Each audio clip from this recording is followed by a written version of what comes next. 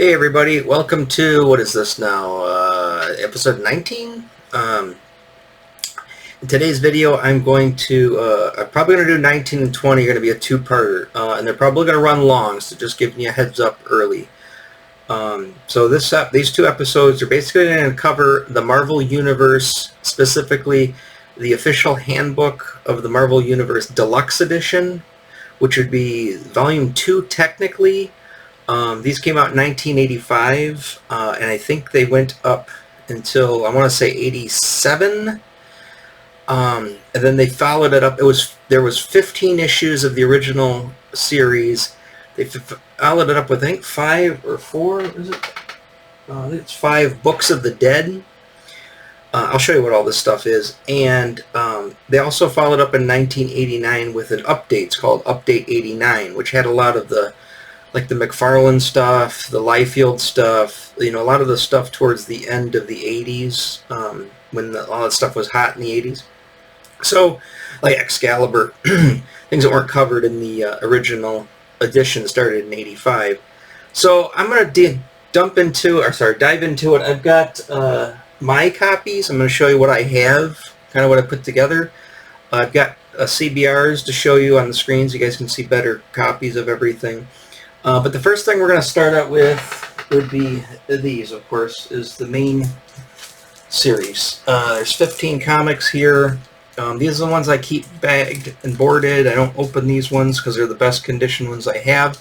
They are not my originals, of course. So I'll kind of go through them real quick. Issue 1, 2, they go in alphabetical order. Just like you would imagine an index of characters would be. Number 4, number 5, and by the way, you'll see it more when the CBR. I can show you this. The covers splayed out. They're 2-page spreads, front and back covers, and they're all done by John Byrne. And the neat thing is, I haven't ever done this. I should do this at some point. I'm still meaning to do this. Is they all link together, so they're all running at the side, and they all link together. So I'll show you with these other copies here. So you'll eventually see all of them, 15 being the last issue. And I'll also look at the dates and stuff and see exactly when some of this stuff is out. Now these are my user copy, they're my reading copies. Technically these are my ones I got from my son, but he doesn't bag and board them. So I've got the series here as well. And as you can see, like the covers, they wrap in. So if you were to pick up issue, to start then, we'd probably continue, I believe, here, because you're going to get, you got Beast's Foot, as you can see there. Hold it up a little better. You'll see these better in the PDF, because the way the PDFs are scanned in, they're scanned in to show the covers. They're not linked together, but I think I've seen somebody link them online together. I'm not super original in doing that. I'm sure it was meant to do that, so I'm sure a lot of people have done that. So those are my reading copies. As you can see, they're still in pretty good condition. And then I have the Essentials versions. This is issues 1 through, I think, 15, yeah. 1 through 15. And then these are cool because these, there's 2 of them here. They just picked 2. This is a good cover, so it looks like they just picked a couple of good covers with some, notable characters on them. In that these, let me see if I can pull up somebody kind of famous here. What do we got? Yeah, there's some. Oh, I guess, well, that's not really that super famous. Geez. Okay, Punisher. I don't know. Look at them.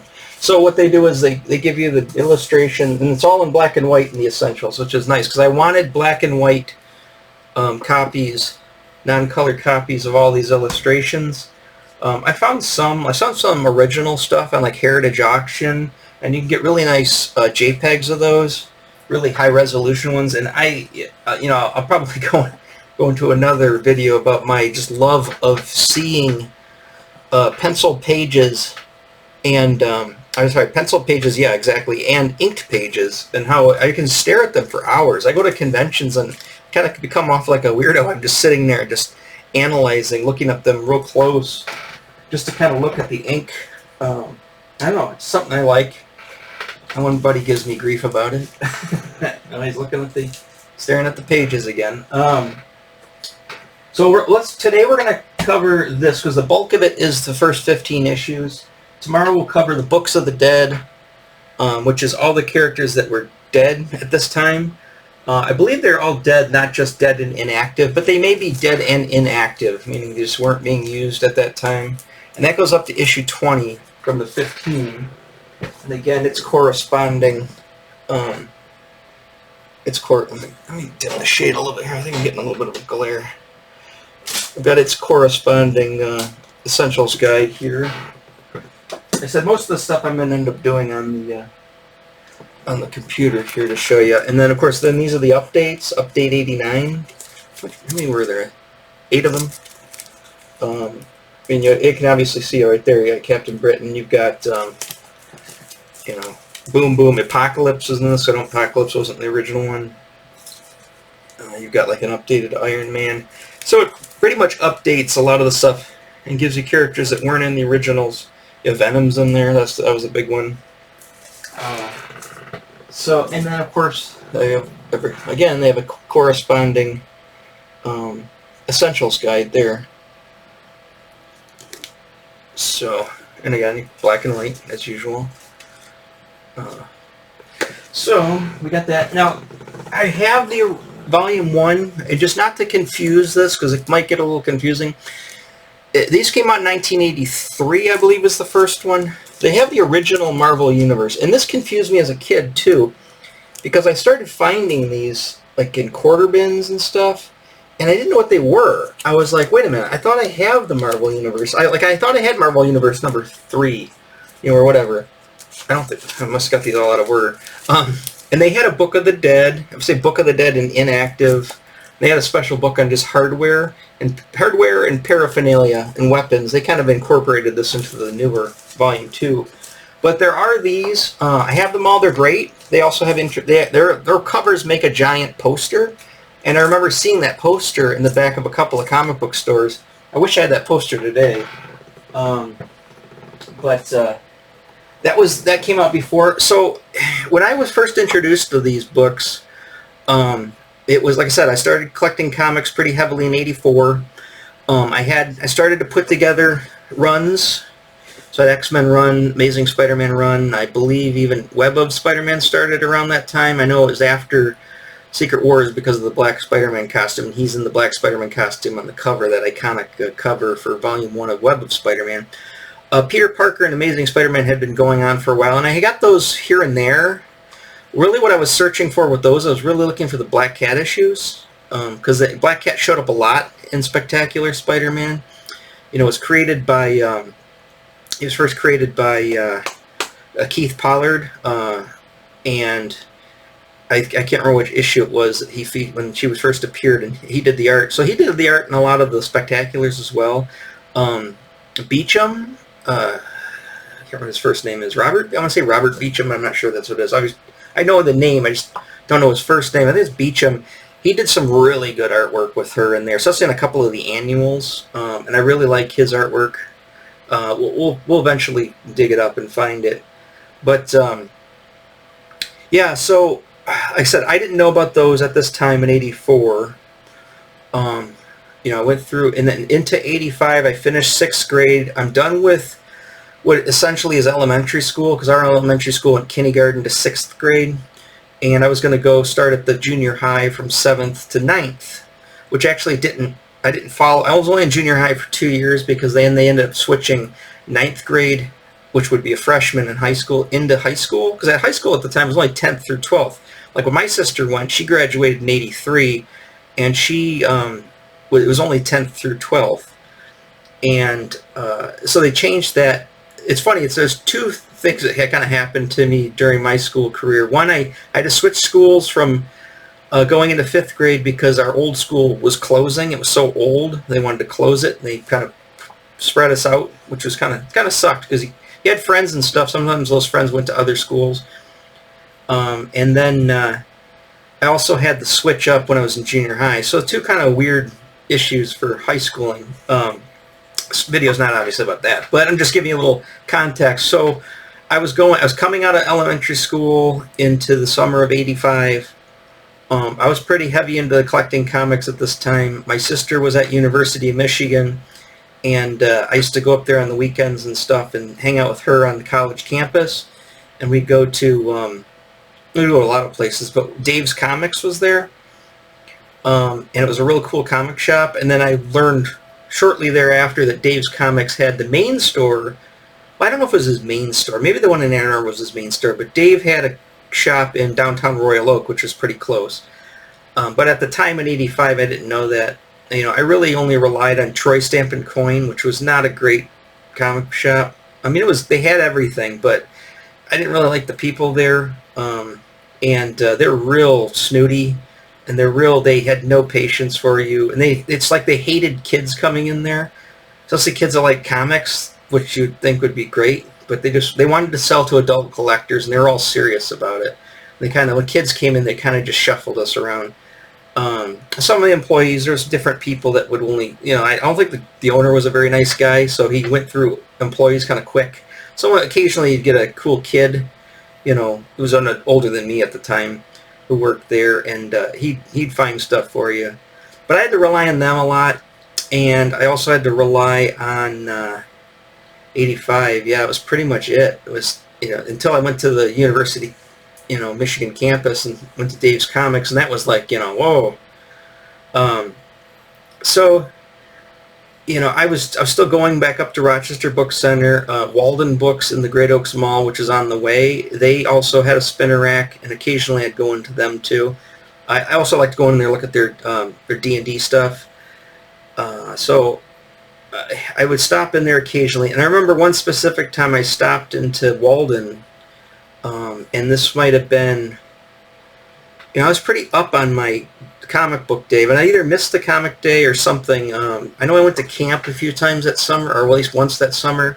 It might have been while I was gone, but I came back, I'm just assuming that's what happened, because, I missed it at Rochester Book Center, or Fireside, too. I really didn't pick up comics too often at Fireside. It was up on the hill. It's kind of harder to get to.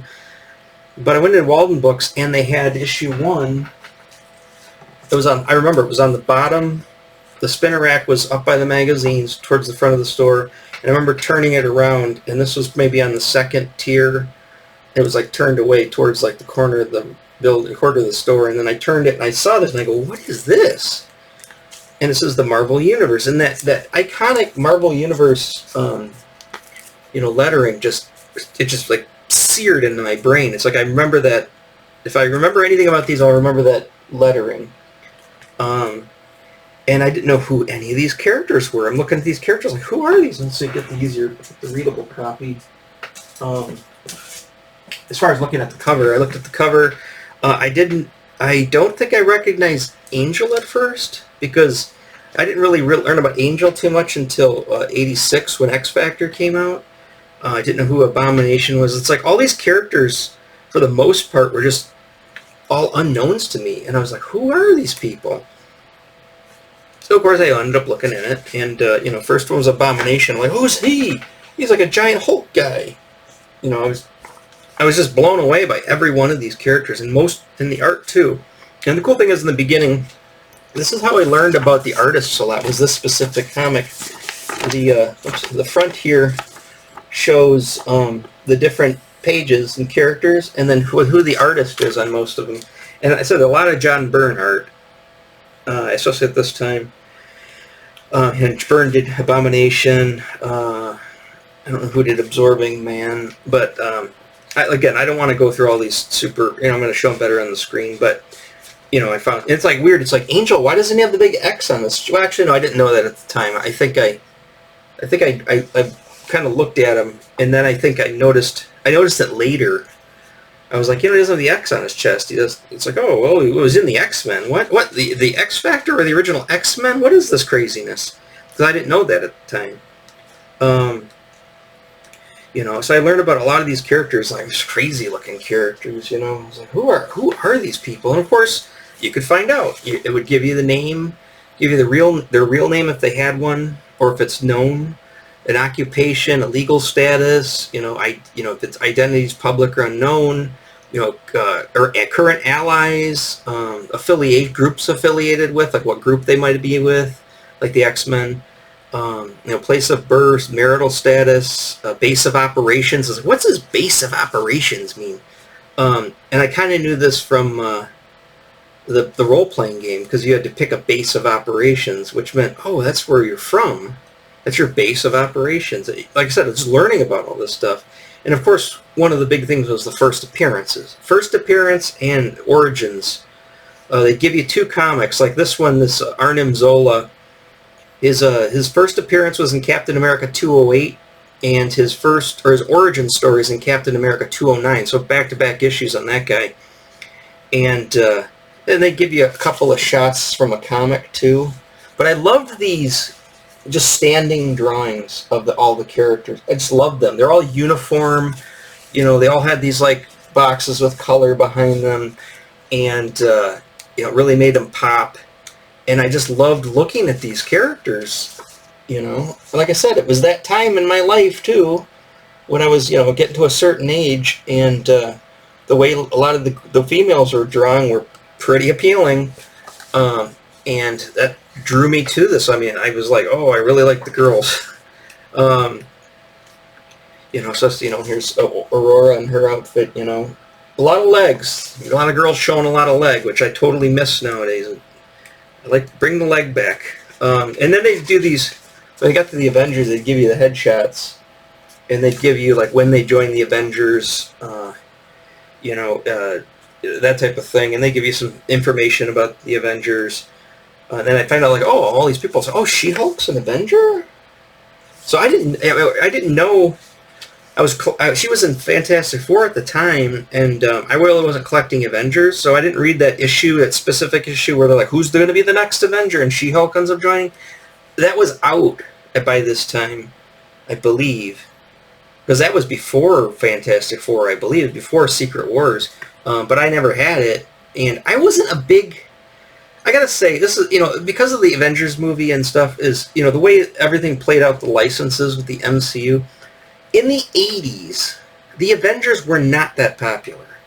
I don't care what anybody says. I don't care if everybody says, oh, I love the Avengers in the 80s. You might have.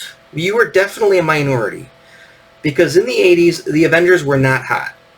I mean, there was some events here and there that were kind of important, like when Baron Zemo, Captain America accidentally lets him fall off a roof. I mean, there are certain events that were key, but in the 80s was pretty much ruled by Spider-Man and the X-Men.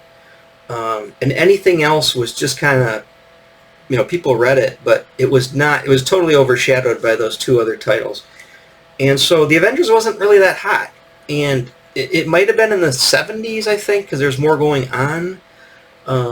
Even right off the bat, even in the 60s, when the Marvel age started, it wasn't really it didn't do that great. I mean, it was good. People liked it, but it was, on the verge of being canceled a bunch of times.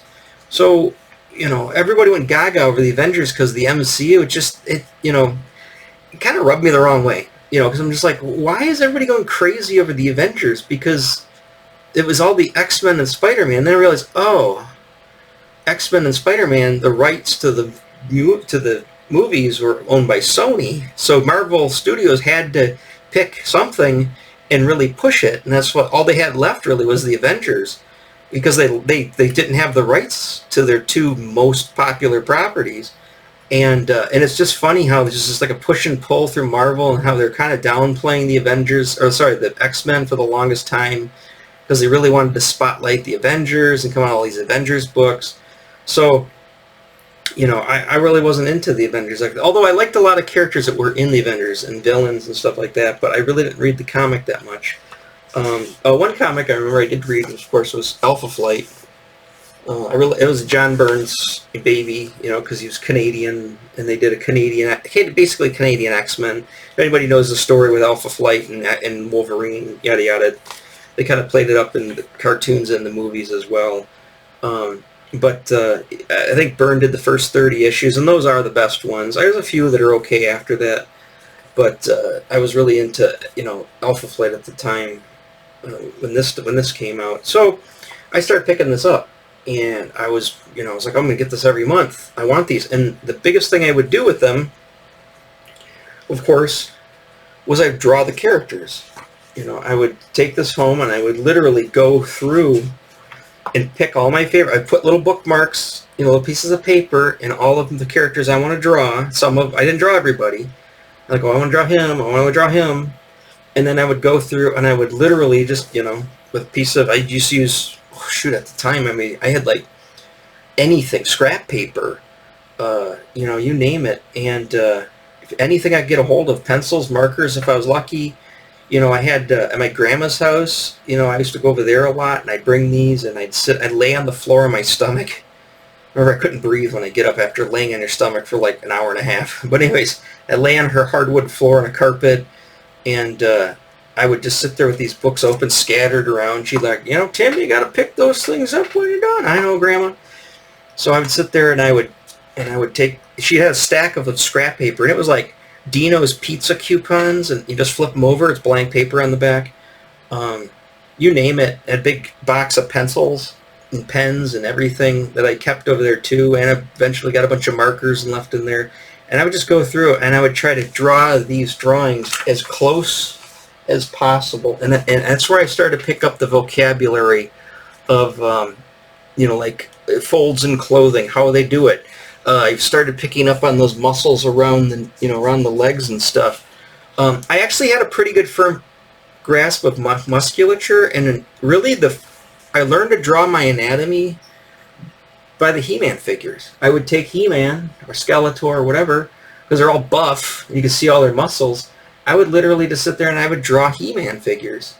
And that's where I kind of learned about like what, some of the muscles are really exaggerated. I don't even know if they're completely anatomically correct, but I would just draw the muscles. Well, the muscles in the stomach, and then I'd start seeing a lot of that stuff in these drawings, and I'd also start seeing, like shorthand ways of kind of just hinting at some of those, especially girls with their with that muscle on the inside of their knees and how that would go up into their thigh. Collarbones is a big thing. Like, oh, I'm drawing collar. I still, think about that. When I draw today and I draw a collarbone, I just instantly start thinking when I discovered, how a collarbone works. There it is. There it is. I just love that drawing. I absolutely love that drawing of Baron Zemo. Drawn it a lot. I got a few versions I've drawn around here that I've drawn recently. I just recopied this. I just love that drawing so much. And started learning about, the color and color theory and why characters are colored this way. Which also brings me to, I don't want to go on another tangent, but I will. So with color meant something back then, which doesn't seem to mean anything nowadays. They've completely thrown this theory out the window, and I find it sad, because color meant something. So the color denotes heroes, and they denotes villains. So heroes are usually primary colors: red, yellow, blue. Perfect example: Iron Man, red, yellow. Superman, red, yellow, blue. Spider-Man, red and blue. You just go through and you'll see all these combinations, but most of your heroes are going to be red, blue, and yellow, or some combination of it. It could be blue and yellow. Blue and yellow is supposed to mean like mysterious or kind of odd, that's why the X-Men, because the X-Men were kind of odd, so they would denote them with yellow and blue. And that's how that symbolism of the color meant something with the characters. So that's why secondary colors meant villains. So you had characters like Green Goblin. He was green and purple. Two secondary colors. I'm just trying to think of all of them here. Doctor Doom's green. Green and gray. He's supposed to be silver for his armor, but green primarily. And that's the thing, is when they come to the Hulk, you're like, well, wait a minute, the Hulk's a hero. He's green, though, and his shirt, his pants are always drawn purple.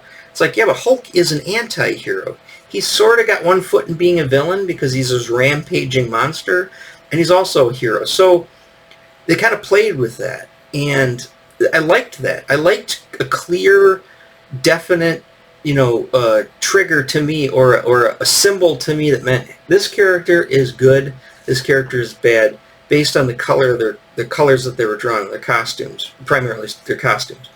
And I like that. That's totally lost today. Nobody pays attention to that at all, because they've gone to computer color. In computer color, they can have any color they want. In the original, I'm going to do an issue on color for Marvel comics, and well, all comics pretty much back then. But Marvel used a certain palette, and that palette was based on the Doc Martin ink set. And so they're all values of these. And I, for my own comic book stuff, I emulate that. So I use just that palette. Once in a while, I might add a little shade or add a little tint to one or two of the colors, just so they don't, especially if they're butted up against each other. But by and large, I stick pretty close to that original Marvel palette. Now they have a DC palette, which have all their Pantones, and they're pretty close, but there's a few extra ones. DC has more colors than Marvel did. But Marvel, I liked Marvel because I liked simplicity. I liked having the limitation of having to do a drawing or do whatever, an elaborate drawing with a background. And you only had a finite amount of colors to draw from. And that came from me having a finite amount of markers in a marker set, or a finite amount of crayons in a crayon set. Oh, I'd love to have the 72 color crayon set, right? But you didn't always get the 72 color crayon set. The one with the pencil or the little sharpener for the crayons. Usually had to settle for the 48, color. Or, I think it was a 52, I can't remember the number combinations. But, so, you had your primary colors, your secondary colors, your tertiary colors. If you go to any color pencil set, you're going to have a finite amount of colors. Now, yeah, you can blend them together, whatever. Same thing with paint. You can mix paint. We're getting into, like, what computer color emulates today by, adding different values and mixing them together, or different, combinations, moving around the color spectrum.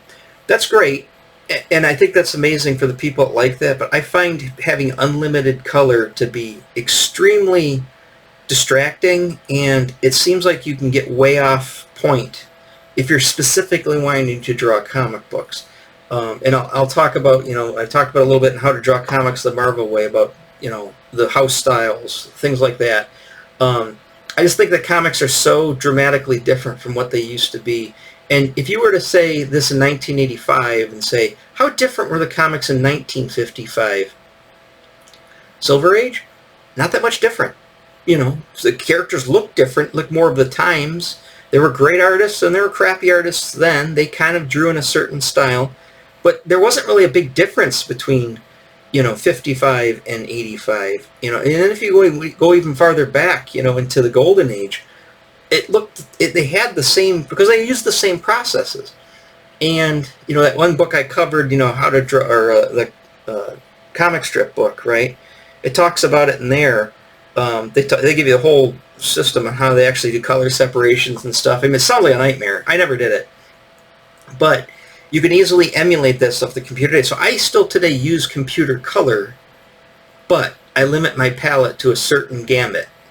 And because I want to emulate the comic books of that time, because those are my favorite. That's when I learned how to start drawing. That's when I was drawing comic books. I loved that time period, so I'm going to continue to draw that way. And my clients that hire me specifically because that's what I do. I mean, I will do more realistic colors here and there, and I don't just do straight flats on my colors. I bring in shades and highlights. And there's ways that I can do that and manipulate that with that palette. But I do it all digitally. I emulate it all digitally, but I still stick to that principle. Let's get back to the thing here. So we're at 29 minutes. Like I said, we'll probably go 40 minutes, maybe even an hour on this one. Just warning you now. So we've covered my physical copies of stuff. Let's take a look at the digital copies. So let me get into here. Go into my folder with that. Whoops. Again, I'm not going to go through every single one of them, but there you go. There's the pages laid out. Let's see. Just show you. Take me off for a minute. So that's what it looked like laid out. And and they'd all hook together. There again, I can see better. There's the contents and artists. Like John Byrne did Abomination. Byrne did Alpha Flight, obviously. You go down here, some John Buscema, some Paul Smith. I mean, all the heavy hitters, all of the, the regular usual suspects, in the bullpen, they're all here. Walt Simonson, Rick Buckler, Mike Zeck, Paul Neary, they're all there. And that's how I learned about these guys. It's like, and I had my favorites. I'd write down, these are my favorites. I really like John Byrne. I really like John Buscema. Mike Zeck I really liked. I really loved when he did The Craven's Last Hunt. I mean, Mike Zeck's art in that is amazing. And he does a lot of good art in Captain America that I found later. He did Secret Wars, and I don't know what was going on there, but it's okay. The artwork's okay, but it's all Mike Zeck. It's kind of, I don't know, it's weird. I mean, it was really cool, and he's the one that was one of the brainchilds behind doing the Black Spider-Man. But it's kind of weird. That doesn't look like his art normally. I don't know what was going on there. There's your Abomination, and again, you can see here all that information that they put in there. And then they give you a history. Some characters get a couple of pages, or more important, some don't. But and they'll give you like their known powers, unusual features, strength levels. Here we go, known superhuman human powers. Now a lot of the stuff's covered in the Marvel role-playing game, and they're pretty much analogous with each other. They don't really contradict each other. They're pretty close. And they give you a history of the character. Pretty much they talk about his origin and some key events that happened. So, after you're reading these comic books, you start learning about all these characters, and you're like, oh, I want to see these things happen in the actual comics. And that's, back issues were huge then. And you go seek out back issues. And nothing seemed to be, at that particular time, like 85, nothing seemed to be, you didn't overlook anything. Like if you found a copy of, Werewolf by Night for 25 cents, you found a copy of Man-Thing for 25 cents, if you picked it up, you got it. I bought as much as I possibly could with the amount of money that I had on me. When I went to University of Michigan on the campus in Ann Arbor with my sister, at the time she was in a sorority house. Yes. No. She's still in the dorm? I can't remember. I think she was in the sorority house by that time, which was around the main campus, down one of the streets. But if you went to the main road, kind of over near where Pinball Pete's was, there was a place they called it VC's. And that's, of course, where all the college kids would go buy their booze because they'd sell it to college kids. But it was just a party store. It's called Village Corner, but everybody called it VC's. My sister, let's go to VC's. But they had a huge comic section, this drugstore. They had like a whole, it was like, you had the front counter with all the liquor, and then they had like this wall up, and it had all the little, metal racks for comic books, and they weren't all just new. They just basically put anything in these, right? Some of them were new comics, and they weren't throwing away their back issues, and they weren't sending them back, ripping the cover off, sending it back. So they had boxes, not comic book boxes. Like I think they're all like liquor, like beer case boxes, because they had plenty of those at a party store. And there's tons of them on the floor and tucked everywhere. And it was kind of like a mess. And I'd go in there and I'd be like, I was a kid in a candy store, and everything was covered. There was no markup on anything. Everything, the guy at the counter goes, yeah, whatever's on the cover, that's what it is. So if you found a comic in there for 35 cents, it was 35 cents. And, I used to go up to see my sister, and I'd be packed with some cash, to spend on this stuff. And I could stay in VC's alone and just pick up, blow all my money and pick up everything I possibly get my hands on. There was everything in there. I even found some old Micronauts that I was missing holes in my Micronauts collection they had prior when I was even younger. So, it was a great place to get comics. I loved it. Dave's Comics was there too. They're more of a specialty comic book shop. They had a lot of books. It's a college campus, so there are a lot of bookstores. I don't believe Borders was there yet. I can't remember about that one, but they had a lot of bookstores, and most bookstores had a spinner rack. So I'd go through and I'd, looking for stuff. And my sister would kind of get mad. She'd be like, let's do something else besides just going around looking for comic books. I could spend the whole weekend just looking for comic books. I didn't have to go do the other stuff. But I did. We went to Michigan games and stuff like that, and hung out with her college friends and stuff. So yeah, it was cool. I mean, it's 1985, and I'm in the University of Michigan College campus in '85. I mean, it is the epitome of, I'm sure I'm not in California like in every TV show, in the '80s. I'm sure I'm not in New York, but being on the University of Michigan campus in Ann Arbor, Michigan, which is probably rated one of the top places to be in the United States in the '80s, when everybody's collar was up, and it was new wave music, and you had arcades. I mean, it was a great time, and I was going crazy for comic books at that time. So, sorry, I'm getting off topic again. So going back to here, here's Alpha Flight. So that's pretty much how this was. Now I want to show you just some specific drawings that I love. Most of them are going to be the ladies too. So this was an issue I loved. I loved the cover, and that's the Marvel girl that I like the most. And then of course I learned about Mockingbird and her legs, a lot of legs on her.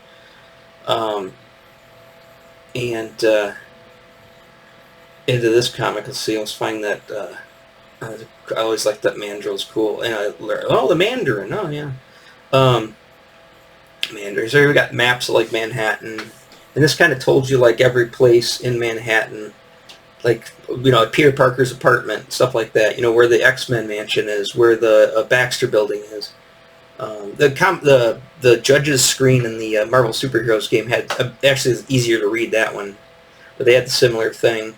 So I kind of learned the geography of Manhattan and how it related to comic books. A lot of like Central Park, a lot of the stuff in New York. I went to New York once, but up until this point I haven't been there.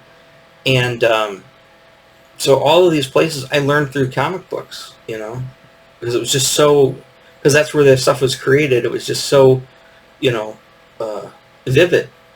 Mantis, Marina. Where is she? There it is. I love this Marvel Girl drawing. Probably my favorite Marvel Girl drawing of all time. I just think it's perfect.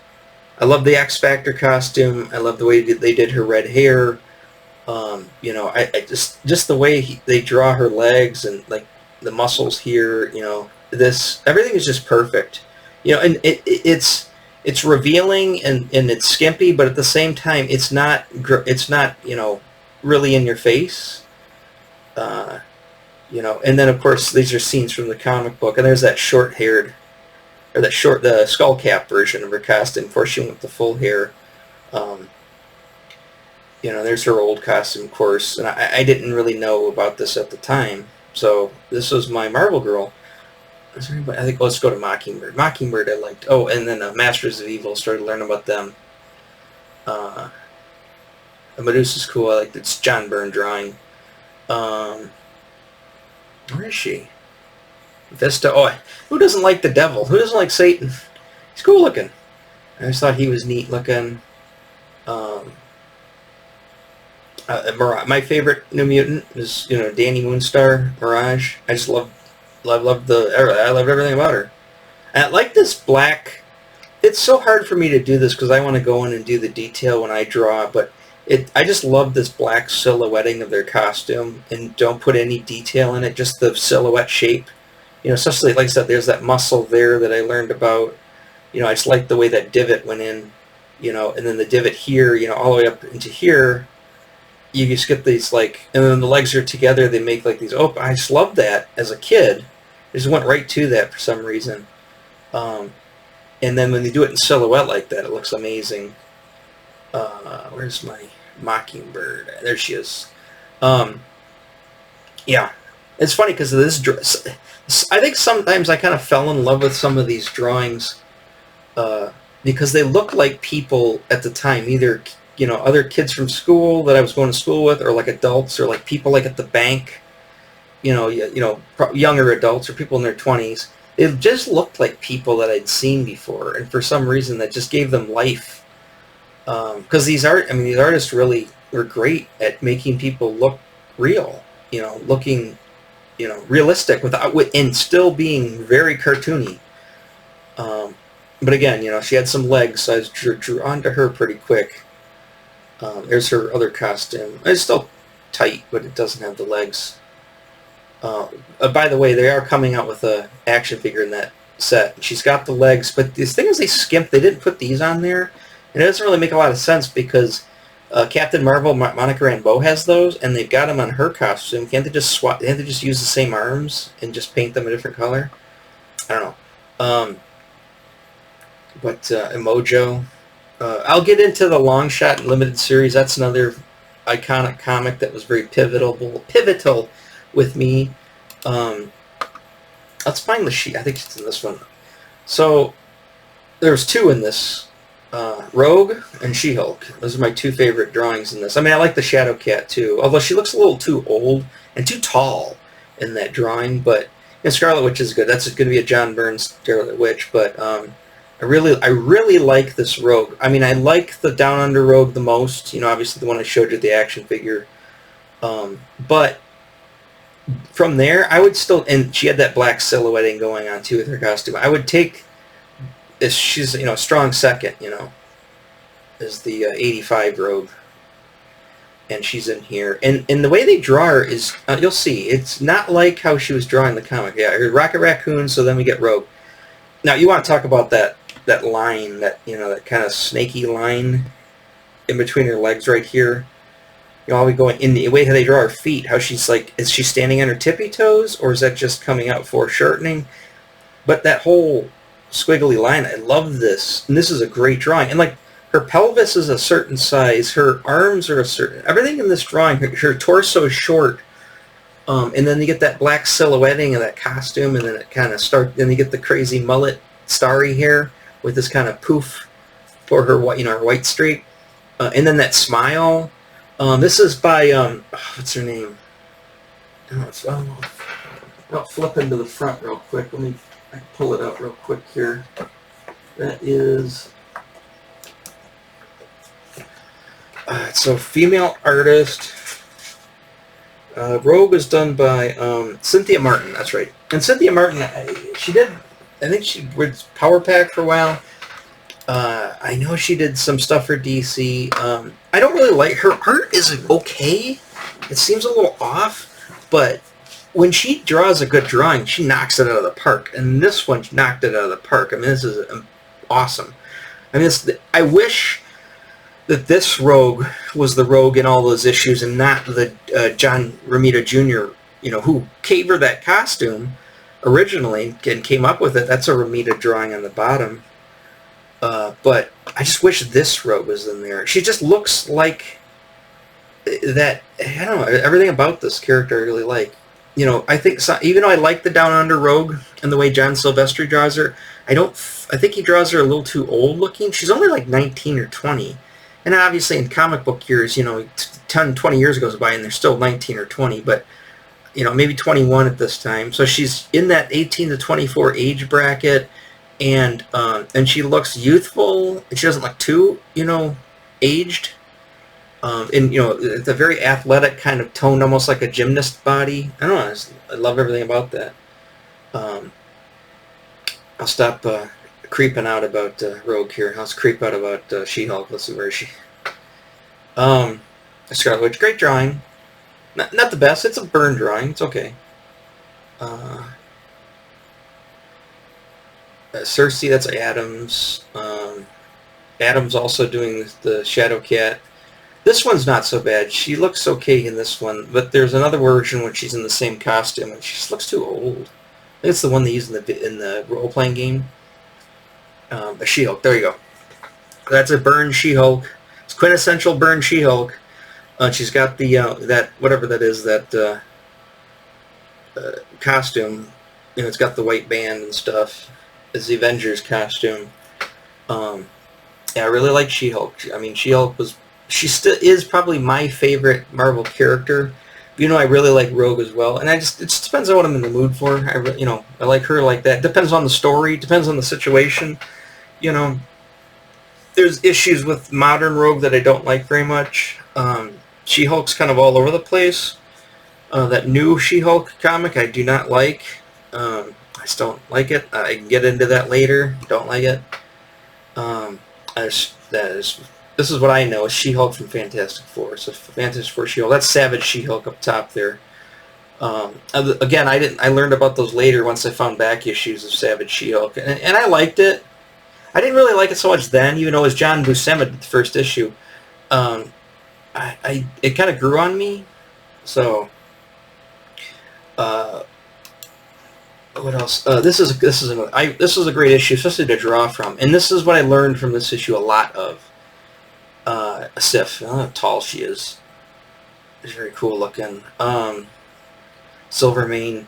So silver. There's gonna be a lot of S. There's a lot of silver things. So Silver Sable. I started to learn about this. It's a shorthand technique to make things look metallic or shimmery or shiny, especially with metal. I mean, obviously her dress is like a shimmery silver because she's Silver Sable, but it's this drawing of a line, and people draw it different ways. You can just do a line, you can do a squiggly line, you can do some feathered lines, you can do all these different lines, but if you basically what it is this is the rim light, right? And so in the in-between part is going to be whatever you're going to use. Like some people like to use a sky blue, and I'll show you a sky blue how that works. This one looks more like, so I think it was the gray color, just the lighter gray color they used for her, I believe. These are scans of the comics, so I don't have scans of the omnibus or anything like that. It has better, you can see it closer. Silver Samurai I also believe was the sky blue. It doesn't really come off sky blue there.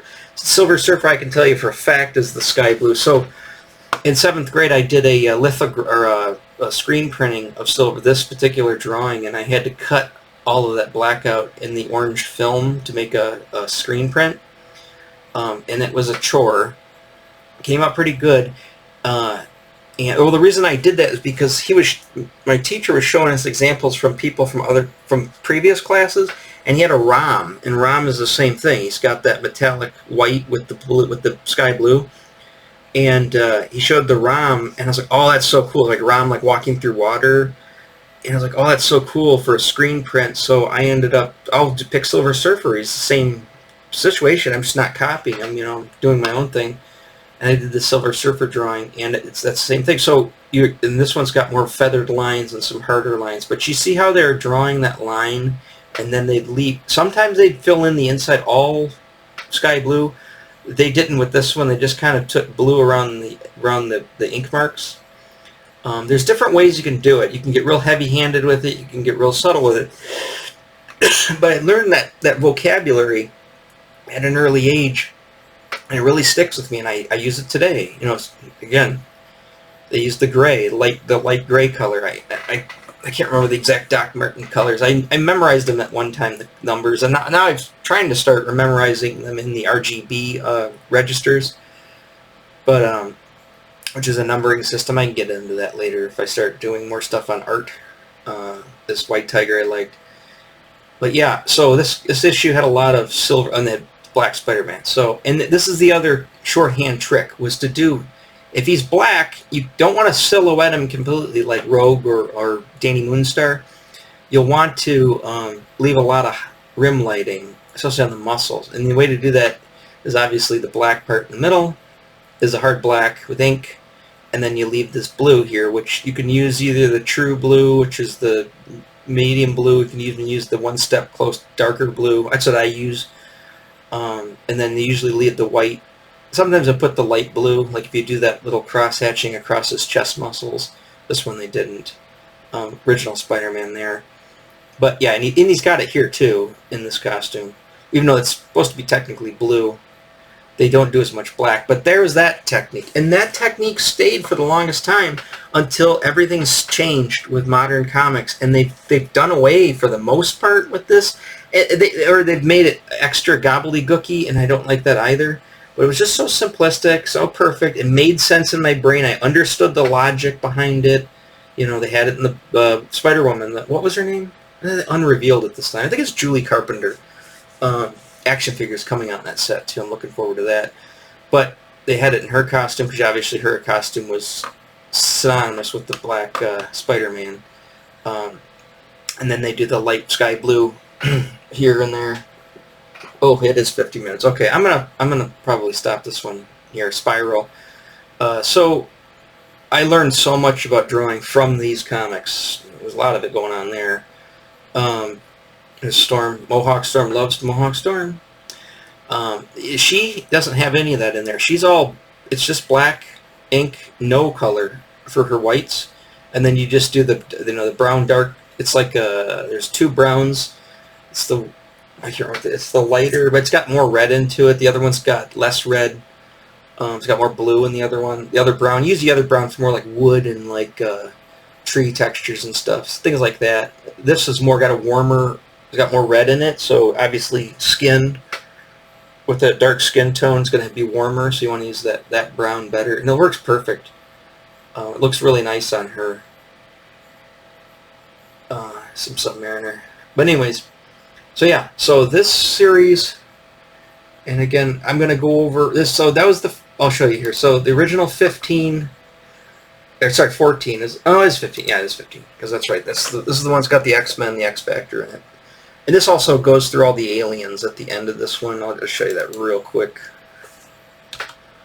Yeah, they go through, like, my son loves the Zundamite. Daddy, it's got Zundamites! As a kid, I thought the, what do you call it, race? Yondu's race was really cool. Where's he at? Where's the Yondu race? There he is. The Centurions. I always thought that was a cool drawing. But yeah, they give you the aliens at the end of this, and then obviously the XZ. I like that Yellow Jacket drawing. The X-Men up to this point, you know. So, and again, this is the last issue of the main series, and it was 1987. So yeah, it was March of 1987. So I was in the 8th grade. I was at the new school. So when I met one of my long-term friends, and yeah, so the thing about comics at that time in '87, I think it was just before Fall of the Mutants was going to start, and X-Factor was going pretty strong at the time. So that's the first 15 issues. I'm going to go over next the Book of the... I'm going to do this tomorrow. I'll go over the Book of the Dead, and I'll go over the update 89. Where is it? I've got it somewhere. Maybe I don't have it in this folder. But yeah, I do have, like I said, I do have the original Volume 1, and there's these, which this is the 90s. I've got them. I remember when they came out in the 90s, but this is when stuff turned 90s, and I didn't like it. And then I'll just show you these really quick. I saw these at a bookstore, or at a comic book shop. I didn't know what they were. They were trade paperback versions of the Marvel Universe, and it used both Volume 1 and Volume 2 to compile this together. And there's these different volumes, and the thing about them were,